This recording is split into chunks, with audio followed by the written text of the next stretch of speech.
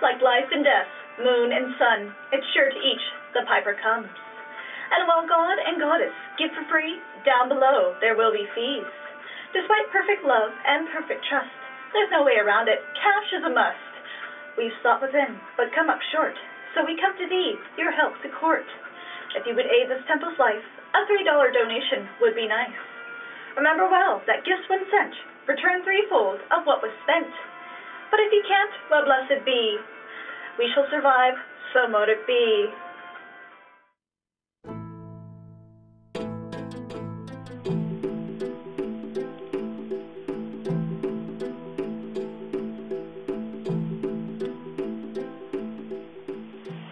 Marry me, this is Lady Nephthys of Universal Pagan Temple. This is week 17 of Wicca, a year and a day in Magic. And from this week on, for the next few weeks, we'll be learning about different pantheons of various gods and goddesses from around the world that are common in Wicca. Now, this week, we'll start with the Egyptian pantheon. And then next, we'll start with the Greek pantheon. But here, let's move into the goddess side of our altar. You'll see here I've got a few candles and a few small statues of various Egyptian goddesses. Now, the most famous of the Egyptian goddesses is Isis, which you can see here. Now, Isis is the goddess of motherhood and of magic, and she is also a sun goddess, but some Wiccans and throughout history, she's kind of turned into a moon goddess. Now, Isis has been worshipped in Egypt, and then her cults have moved all across the globe. And you'll even see in some, in some portraits of the Mother Mary holding baby Jesus. She looks like Isis holding baby Horus. And that's where that image comes from. It comes from Egypt because Isis is the original Mary. All right.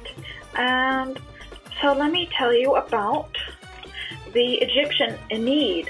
Now, the Ennead is a group of gods that was worshipped in Heliopolis. Now, there are different centers of worship in Egypt, and they changed throughout time which major gods and goddesses that they worshipped. But the Ennead, that consists of Amun here, you can see him in the blue skin, and then Shu, Tefnut. Shu is the god of air, Tefnut is the goddess of moisture. You can see her right here. Geb and Nut. See Nut here, she is the goddess of the sky.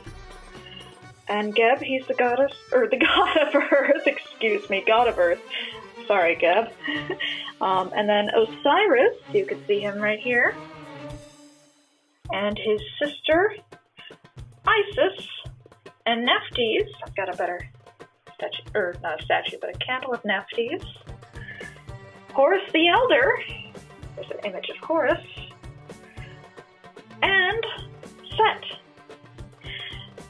Now, in various different cults in Egypt, it was either Ra or Amun who was the father of the Egyptian pantheon.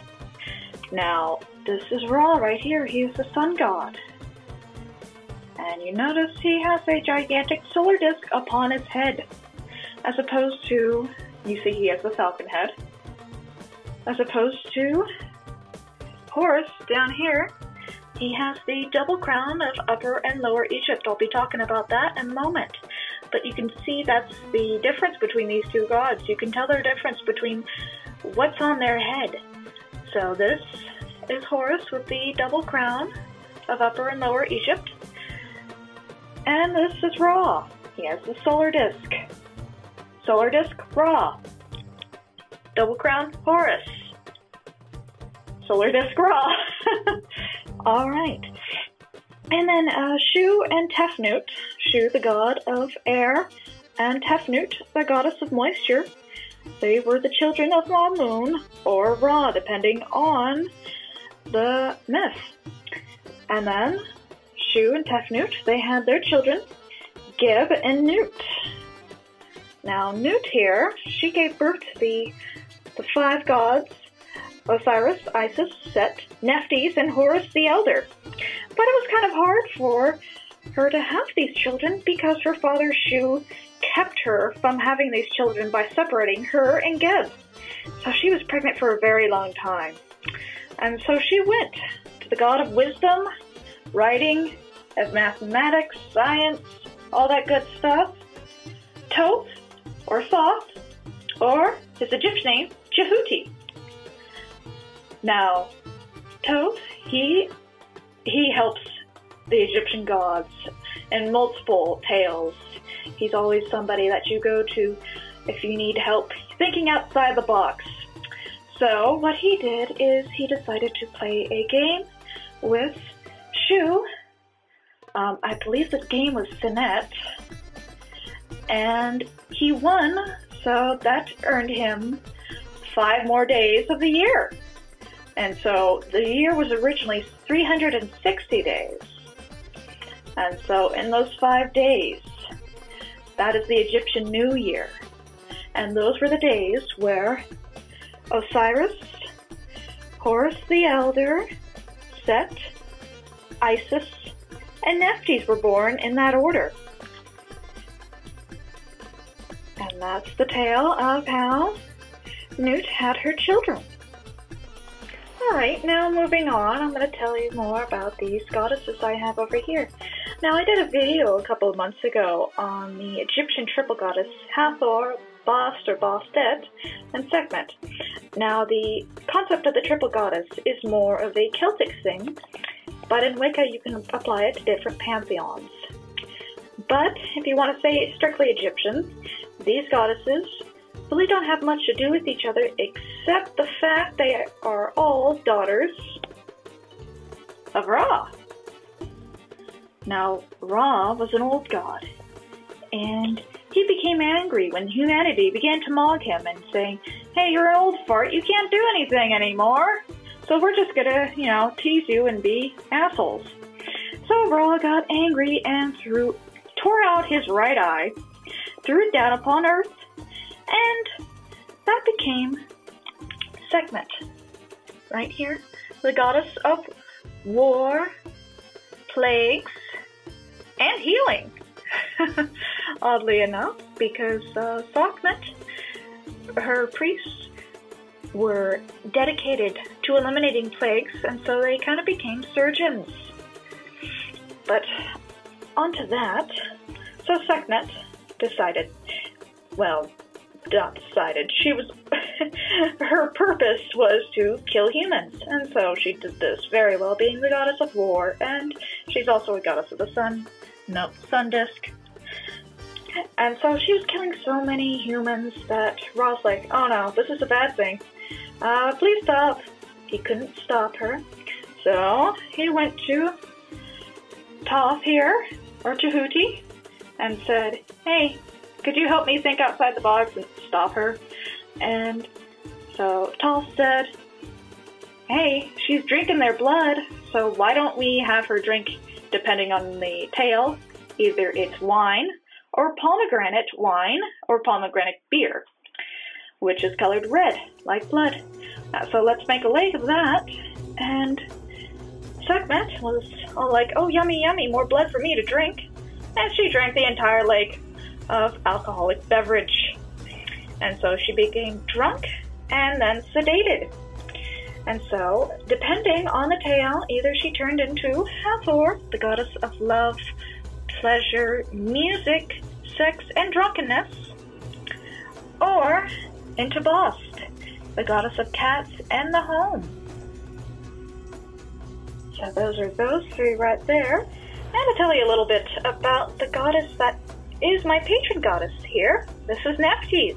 She is the goddess of death, and she's also the goddess of water and of the Nile in some aspects. And she is the twin sister of Isis. You see them appear frequently next to each other.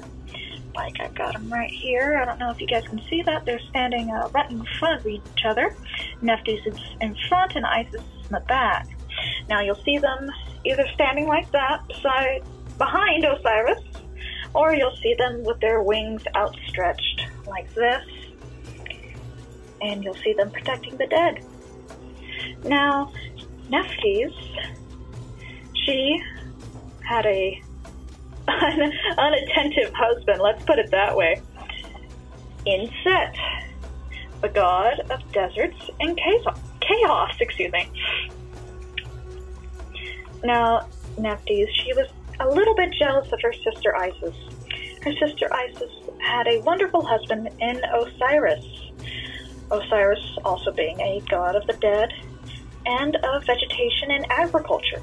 But I'll talk a bit about how he became the god of the dead in a moment. Alright, so back to how Nephthys conceived Anubis. So this is Anubis, he's the god of mummification. And so one night, Nephthys decided, I've had enough of Set. I think I'm gonna have to be with Osiris because I love him so. And so she decided to put on the jewelry, the perfume, and a dress of Isis's to disguise herself as Isis. And she went to Osiris crying, and Osiris was like, oh, don't cry. And so, they slept together, and so Nephthys conceived Anubis here. And so, once she gave birth to Anubis, though, Nephthys had to hide Anubis because Set would know, even though they do look alike, that's not his son. And I'll talk a bit about their differences in a moment. But back to what Nephthys had to do with Anubis. Nephthys basically did the baby Moses thing and left Anubis to Isis for her to raise. And that really paid off, and I'll tell you about it in a moment. But let me just cover this while I remember it. Sorry, it's Mercury retrograde, and my mind's a little bit everywhere. So, Anubis, he's a jackal. Jackal-like features. Now, Set, you can see he kind of looks like a jackal, but his snout is curved and his ears are flattened. Now, the closest animal that we have to this is the anteater. Now, anteaters, they were seen by the Egyptians, and anteaters are native to Africa. But there's also a mythological creature, it's kind of like the Egyptian version of Sasquatch. Nobody really sees them, and they're kind of, maybe they exist, maybe they don't exist. But there is a Set animal, and you can look that up on Google Images. It'll have the tail, or the head of Set, and a tail that is forked at the end, which is very interesting. Alright, well, now to get to the good and gritty part of Egyptian mythology, the story that most people know that have been Wiccan and Pagan for years, or those who really enjoy Egyptian mythology. Okay, so there's also more jealousy between the Ennead, between Set and Osiris. Now, Ra, or Amun, depending, made Osiris king. He says, I've had enough, I'm going to make you pharaoh. And so Osiris ruled over Egypt, and he taught the Egyptians, along with his wife, Isis, agriculture and farming. And that explains his green skin, although you can't really see it that well. But his skin is green because he is a god of vegetation and agriculture, not because he's dead, which I'll explain in a moment. But Set was like, I'm really sick of this guy. He gets all the attention and I don't. I'm pretty cool too. And so he decides to throw a party, and he plots to kill Osiris. He sets up a sarcophagus, and since his brother is quite tall, he decides to do the whole Cinderella thing and make it so, okay, somebody who's tall enough to actually fit in this sarcophagus can have it, knowing that his brother would be the only one who would be able to fit in such a large sarcophagus. And so, once he was in the sarcophagus, Osiris is like, yay, I won! And Set just said, yeah, you did win, brother, and he slammed the lid on it, closed it up, and threw it in the Nile. Then Osiris unfortunately drowned in the Nile. And then Isis, hearing of this, she went and tracked down his body, and then using her great magic, she resurrected Osiris. But then, after having conceived Horus, depending on the myth, she conceives Horus now with Osiris, and then Set finds Osiris, and hacks him up into little pieces and throws him all across Egypt. And then Isis has to find him again, and in some points of different tales, Isis finds Osiris, then finds his phallus, and impregnates herself, and then conceives Horus. So it depends on the tale and the myth. But, so Isis has to go all across Egypt with the help of her sister Nephthys, and they have to put Osiris back together again. And so they do that, and Osiris becomes the lord of the underworld and the god of the dead. And that is why he rules the underworld at this point on. And with the help of Anubis, he becomes the first to be mummified. See, that's where Anubis paid off. Now to continue on. So, Isis then has Horus here. Now, Horus is the heir to Egypt. He's the rightful heir. But Set, he doesn't know that he exists, but if he knew, he'd kill him. Or in some other tales, he does know about Horus, and he does track him down. And at one point, he does sneak into his bed, disguised as a scorpion, and stings him and kills him, but Horus is then resurrected in 3 days. Sound familiar? Okay. But, anywho, with the help of Isis and Nephthys, and depending on the tale, a few other goddesses, they raise Horus in the Nile Delta, keeping him hidden. And with the help of his uncle Horus the elder, Horus the younger, Horus, son of Isis, learns how to fight. Because Horus the elder, remember the child of Nut and Geb, one of the Ennead, one of the 5 children of Nut and Geb, he did not ascend the throne of Egypt, so he was free to learn how to fight, explore. He's basically his own guy. But he teaches Horus the art of war, himself being a war god. And then Horus rose up and then overthrows Set. Either he fights Set, or it's a legal battle, depending on the tale, or it's both. But in the tale, Horus gets beaten up, and his left eye is gouged out by Set. And then, you're probably guessing it, depending on the tale, either Isis mends his eye, or Hathor mends his eye. And then, eventually, Hathor marries Horus, because Hethert, her Egyptian name, Hathor, means House of Horus.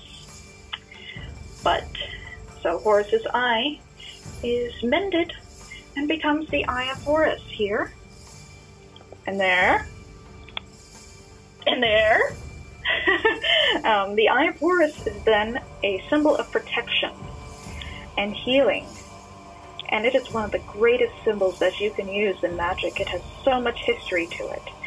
I have multiple Eyes of Horuses on my car and around my house, and they do their job. Alright, so back to that. So basically it is the tale of the Lion King between Horus and Set and Osiris and Isis. And so if you want to, you guys can watch The Lion King, and that's a bit of Egyptian mythology right there. But let me wrap this up by showing you a different triad. Now there are not triads, but trinities. Now there are 2 trinities in Egypt that are important.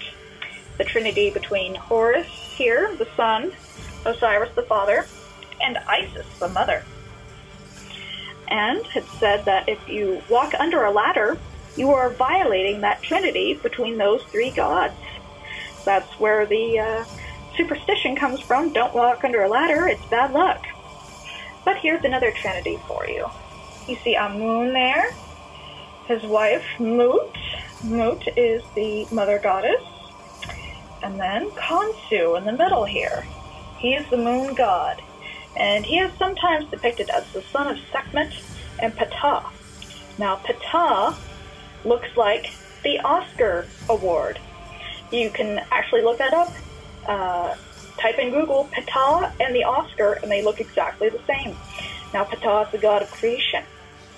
Now, Khonsu, he is the god of the moon, and he is depicted as a moon god with a solar disk on his head. It's a solar crescent that's upside down.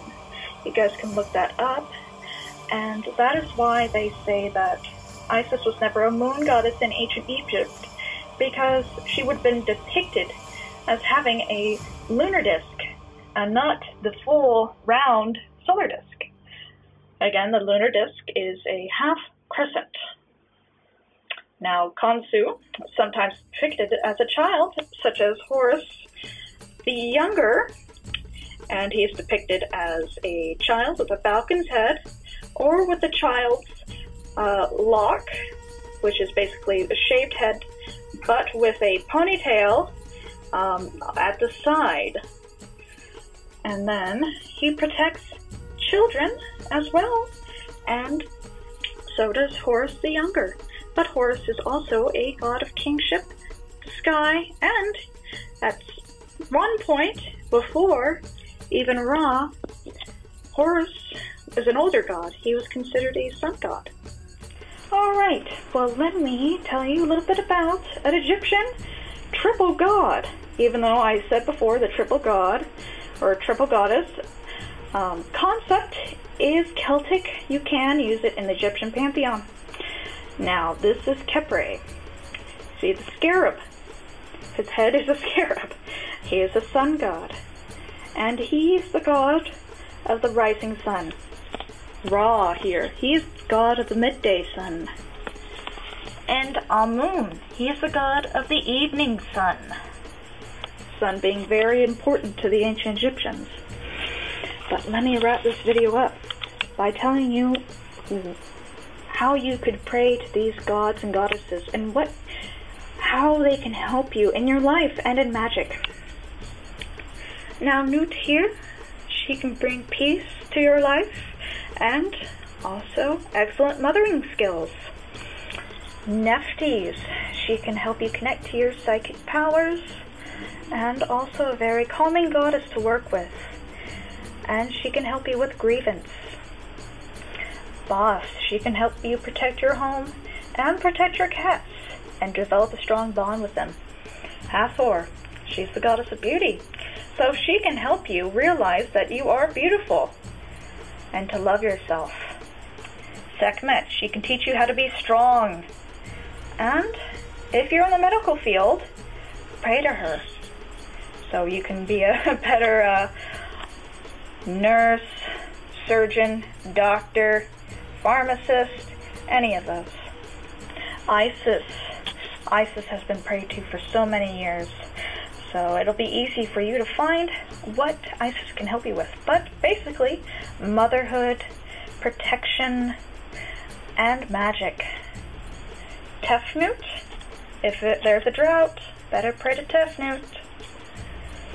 Alright, Osiris. Help with gardening, actually, and protecting the dead, guiding them through. Also with Isis, she can help you with grievance after somebody has died, seeing as how she grieved over Osiris. And Horus the Elder can teach you how to be strong. Anubis, oddly enough, he can help you find what has been lost. Whenever I lose something, I make a little prayer to Anubis to help me find something, and I'll give him some incense. And I always find that object. It always pops into my head where it is. Set. Now, Set is not a god of evil. He's a god of necessary chaos. And he can help you with being strong, thinking outside the box, And he's also a very funny guy. If you work with his energies, he kind of has that little trickster attitude to him, like Loki of the Norse Pantheon. Thoth, Tahuti, now, he can help you with just about any academic endeavor, whether you're in college or just in grade school, or you just want to learn something. Tahuti is your god. He will help you with just about anything. And he's a little bit more of a serious god if you are going towards something academic. He does actually want you to work hard. He's not going to hold your hand through it. Now, Ra. Now, if your area is lacking in sun, pray to Ra. And pray to him for wisdom as well, because he is an older god. Now, Horus the Younger. Horus the Younger can help you with leadership and also in strength and protection. Now, Horus the Younger, Heru saw Osset, Horus, son of Isis, he is my patron god, and he helps me be strong and with leadership when it comes to being a high priestess. Alright, and we'll move over here. Amun, same as Ra, being an older god, full of wisdom. Khamun, help with raising children and keeping them safe. And Mut, the same thing, she is a mother goddess. And Khepre, over here, the same as Ra, being a solar deity, helps with warmth and guidance and strength, and also wisdom. Now, I apologize for the longer video, but the Egyptian Pantheon is not easily explained, and it is a very large pantheon, so there are more gods than what I have here to show you. Many, many more. So your assignment for this week is find an Egyptian goddess and Egyptian god and study them. And then in the comments below, pick which one you think would be a wonderful patron deity for yourself, or if you don't feel that you connect to them, just post one that you admire. Now next week, as I mentioned before, is the Greek Pantheon.